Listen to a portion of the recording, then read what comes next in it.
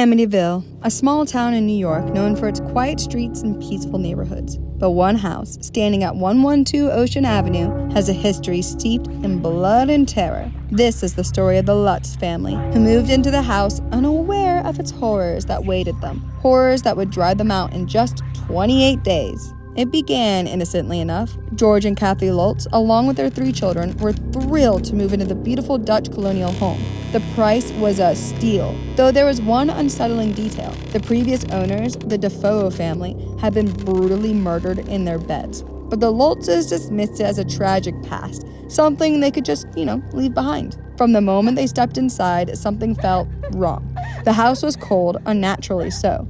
Despite the warmth outside, George felt it first, a chill that seeped into his bones, no matter how many fires he lit. Then, the sounds began. At night, they heard the thudding, footsteps, slow and deliberate, pacing the halls. George would get up, searching the house with a shotgun in hand, but he found nothing. The noises would stop when he entered a room, only to start again as soon as he left. Kathy started to see things, shadows flitting across the walls, eyes watching her from the dark corners. The children, too, were not immune. Their personalities began to change. The youngest, Missy, spoke of a friend named Jody, a pig with glowing red eyes that watched her from the window. The tension in the house grew unbearable. George became obsessed with the basement, convinced that something sinister was buried there. He spent hours in the damp, dark cellar, digging through the earth with his bare hands, searching for something. But what?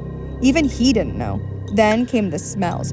Horrible, putrid odors that would fill the room without warning, choking them with their intensity. No matter how much they cleaned, the stench persisted, an invisible rot that seemed to seep from the very walls. The final straw came on a night like any other, when the house seemed to come alive. Doors slammed shut on their own, windows rattled as if it was in a storm, and the very walls seemed to pulse with malevolent energy. George and Kathy were awoken by the sound of their children screaming. Horrified, they rushed into the rooms, only to find the beds empty.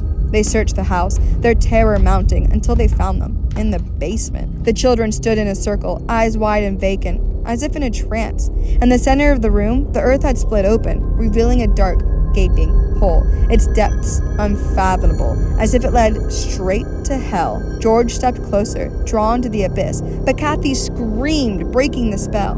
The children collapsed, unconscious, and the hole vanished, as if it had never been there. That was the last night the Lutz family spent in the house.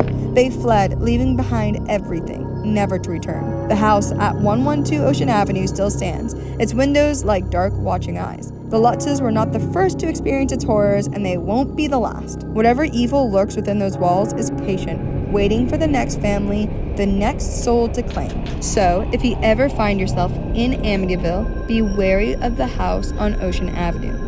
Some doors should never be open, and some pasts can never be left behind.